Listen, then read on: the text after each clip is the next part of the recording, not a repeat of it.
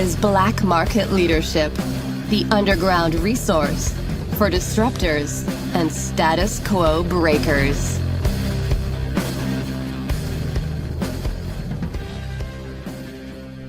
Let's jump into your background now, because I've listened to other interviews you've done. I watched one. I think you spoke to with the Silicon Valley.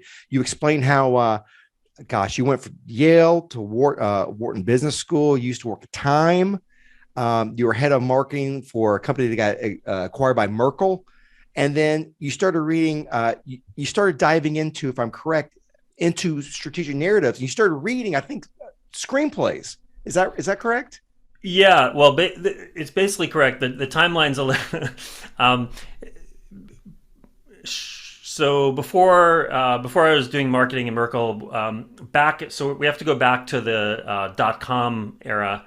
So I was a coder. I started out as a software engineer, and a friend and I had an idea for an app. So this was a Windows app back in the day, and of the two of us, I spoke English fluently. So we said, okay, I'll write the business plan. So for investors. So I wrote the plan and we sent it to a bunch of VCs, and the reaction was really bad. And one of them wrote back, Andy, listen, I rate every plan I get on a scale of 1 to 10, and yours is a 1. Worst. And then right, and then even worst, in case we thought maybe 1 might be the top of his scale. But then he wrote not a compelling story, and that didn't mean much to me other than, okay, we're not investing. But then a few days later, I was walking by this Barnes and Noble in Manhattan, where I lived, and there was a sign on the window that said, "For anyone who wants to tell a compelling story." And there was an arrow to these books that happened to be screenwriting books, like you said. And so I, had nothing to lose. So I read these books, and one of the things I realized in reading these books is that every movie is really a pitch. Certainly like the epic movies. I mean, Star Wars, what's that a pitch for? It's a pitch for, caring about other people, being nice, not being in the dark side, ultimately like that, right? Of course, pitching a business or a product, I don't have 2.5 hours and, Lucas CGI. So what applied, what didn't apply, this is really fascinating to me. And, I guess I took a first stab at it, and we sent out a new plan, and the change in the investor reaction was just really striking. And a few months later, we had a term sheet, and it was just fascinating to me. And yeah, that's where I started to learn about the story structure, and how that might apply to this kind of high-level strategic definition that I was looking for as a founder, and later working with other teams. Since we're talking about screenplays, actually going back to what you said earlier about, you got the CEO, you go to the team. It seems to me, as a total outsider listening to you, it seems to me like a challenge would be not getting a Frankenstein, a patchwork by committee, as opposed to getting a single theme of one soul, one mind. That seems to me like a big challenge. Well, that's why of the two, one of the things you said to balance was the team buy-in, and the other side of it is that, that CEO authorship, that it really is this one person's vision coming through. And as I said, this process of kind of me working with the CEO alone, bringing it back to the team, getting their input, working back with the CEO, that seems to have, at a certain point, the CEO will say often to the team, hey, I'm hearing you, but here's where I want to go, and sometimes I'll say, oh, I'm hearing you, and yeah, and I want to do that, so I think people still feel heard, even if their idea doesn't get, in there, but having this one person, and of course I'm working with them to kind of avoid lots, there's lots of little tricks. I mean, people aren't doing it intentionally, but lots of little tricks people will use to kind of combine lots and lots of ideas. So one of the rules I have is, like, for the top messaging, like this shift there's no ands allowed. So it's not like we're in a subscription economy and we're now mobile and, some no commas, like there's little tricks people will kind of fall back on to kind of glom more things on together. And, I think I've learned how to, how to steer people away from that. What? Okay, without going into the secret sauce, what are some essential elements of a strategic narrative? Things that would make a strategic narrative successful. Yeah. Well, first of all, I can share the full secret sauce. It's in that post that I mentioned earlier called "The Greatest Sales Deck I've Ever Seen." Just Google it, you can find it. And it has 5 pieces. I've evolved this a little bit since then, but basically the 5 pieces are this. One is that shift in the world. What is the new game, and what is the old game that we were playing and was yeah. How Number 2, how can we show that winners are already playing the new game and lose and anyone who's continuing to play the old one is on the road to death? Basically, that there are life and death stakes here already. The third piece is what I call the promised land message, or the object of the game. So we're going to say, hey, there's this new world here, and what's the object of that game? So one team I worked with called Gong, they sell software so now all the sales calls, all the interaction with the customers, those can all be taped and recorded, and people record those on Zoom. And so Gong then, first of all, they do that and they make it easy to replay those and see those. They also then stick AI onto it. So you can get like, the top salespeople are spending this amount of time talking about this, or, the whole call was this amount of time, or all these crazy things they can find out. And their promised land message is unlock reality. So it's, the shift in the world they talk about is goodbye opinions, hello reality. That there's this shift from, hey, we're going to run everything on opinions, to run everything on a more real view of what's happening. The fourth piece then is, okay, well, we want to get to this, whether unlock reality or, selling things by subscription. Well, what's going to be hard about that? This is what I call the monsters. So, in any movie, like, for Star Wars, which we were talking about, Luke can't just go and, destroy the Death Star. There's all sorts of things standing in his way that Obi-Wan's going to have to help him with. And we're kind of like Obi-Wan here, the prospect, okay, we've now hopefully sold them on the urgency and the vision of the promised land. But what's going to be hard about getting there, and then of course, and how are we going to help them? So what are our kind of I call this magic gifts, like the lightsaber, that are going to help them, our capabilities to get to the promised land. And then finally, whatever evidence we can show. The fifth piece is whatever evidence we can show that we're really able to do this. And so for in the context of sales decks, this is, companies we've helped, success stories, things like that. So you mentioned sales decks. I always think about the question of who owns it. I always think about culture. Who owns the culture?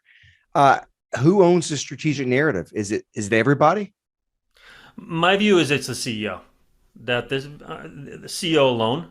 Others will contribute to it, and others may, the CEO, he or she may delegate pieces of that to other people, but in terms of who owns it, it is the CEO.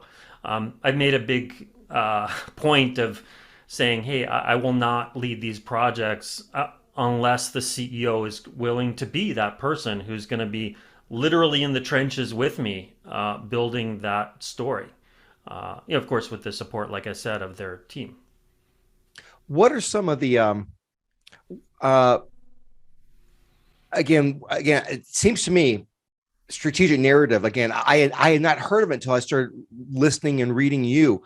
So I guess one question is, how did you come the term strategic narrative? Did you discover it? Did you because you obviously embrace it. How did you find it or discover it? I've done one of those Google searches where you can see like the occurrence of a term over time. and it definitely, you can find it before me. So I guess I didn't invent the term, but I did. I think I can give myself credit for being the person who kind of started talking about the importance of this. And to me, it just fit really well because it is about, the VC, Ben Horowitz of Andreessen Horowitz, famously said, the thing a lot of people get wrong about the story is they think it's just marketing. No, the story is the strategy. And that really is, I think, that really is literally what I believe. And so I think elevating the narrative to being that, I don't know, strategic narrative, kind of accomplished that for me. And I don't know, I guess people seem to resonate with it. It's funny because I am now I'm getting close to getting my to publishing my book. And I've been working. First of all, Andy, I can't sit down and write a book. I had to cheat. I did a bunch of courses and then I'm transcribed. And I'm like, now I got chapters. But I'm writing a book on chaos. And one of the things I've been writing about is called control factors, things which I have found in my experience that if you do, if you satisfy these certain areas, you really, really mitigate the effects of chaos. But if you don't do them, you neglect them, boy, it's just a big invitation. And one of the things is what I call clarity of purpose. And the reason why this is really important, and even goes back to military strategy. You mentioned Porter. So many people think, when you make a strategy, we're going to go to A, B, C, D, and E because they have the premise that we can anticipate the future. But things change, my friend. This whole thing, COVID. So they're always so many times our plans are not going according to plan. And what that does is that puts a big premium on middle management, leaders on the ground to make the situational decision making. The fact is, if you're a chief executive or boss, you can't be over the shoulder of all your people. You need them to act. Well, how do you do that?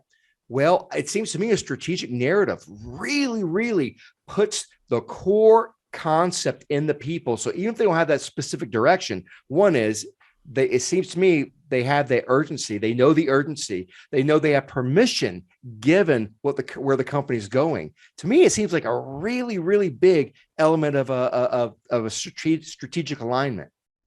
Oh, you've totally hit it, Kevin. So I have a podcast myself where I interview CEOs I've worked with, and one of the things they say consistently, I'll kind of review with them, like, why did you come to me? Kind of the question you asked me earlier, like, what happened? And one of the things I hear very often is the company was growing to a point where I couldn't be in every meeting anymore. I couldn't be in making every product decision. I couldn't be in every sales call. Like, yeah, if there's, up to now, yeah, we grew the company, we didn't have a strategic narrative necessarily, and, everything sort of went okay. But now I'm feeling like I got to be able to transmit, the way that I think and where I want us to go to these people. And that, if this is too complex, if this strategic thing is like Porter's 5 forces diagram, like that's just not gonna work, right? Yep. So this narrative structure, they tell me over and over again, is what makes them feel like, wow, now I got everything aligned. Now everybody knows where we're going, even if I'm not in the room. Yes. Andy, this is what armies have been trying to do for 2,000 years, because when the general's not there, they got to do something. But if they have the understanding of why this army exists, why this company exists, and these opportunities pop up or obstacles pop up, they know, because they understand it. They, like you said, the urgency. They know what to do and when to do it, even if you're not there. Oh my Lord, what a way to just mitigate chaos. I love it. This is really exciting. I'm surprised Wharton isn't banging on your doors. Hey, come here and teach these new courses. I think my approach is too it's too controversial for them. It's because it flies in the face of all that stuff that I learned when I was there. I learned a lot of great things there too that I value quite a bit. including those things. But just in terms of what I found works for communicating the strategy, it's still, I think, a controversial point of view. Okay. All right. Well, look, this is why it's perfect. This is why you're like the perfect guest, because I love this total disruption. I love this. Okay. We're getting close to our time here, but I got to ask, since you said you were reading a lot of screenplays, I have to ask, I'm a big movie buff. I love good movies. Do you have a favorite screenplay? So just to be clear, I wasn't reading screenplays, but I was reading books about how to write a screenplay. But some of the ones I do remember from that book, some of the ones he analyzed were like, they're kind of classic old films like Kramer versus Kramer, or I guess he's kind of an older guy, so I think it's mostly like movies of the 70s and 80s. There's one called Body Heat, I think it was called. Oh yeah, Kathleen Turner. Yeah. I know that one. And analyzed that one. Yeah. So anyway, the book that I'm talking about is that analyzes the screenplay is called Story by this guy named Robert McKee. Anyone you know in LA, they know this book. They bought this book. Anyone who's had any thoughts about being in the movie industry or Hollywood knows about this book. It's very famous. But then there's a lot of other books I started reading too that were just all about the narrative structure. The thing is, the big question is, well, how do you apply that to leadership? Because it's not very clear. We're not building a 3-act screenplay for the SaaS company I'm working with, right? So, what are the pieces that apply? And that's where I found it really interesting.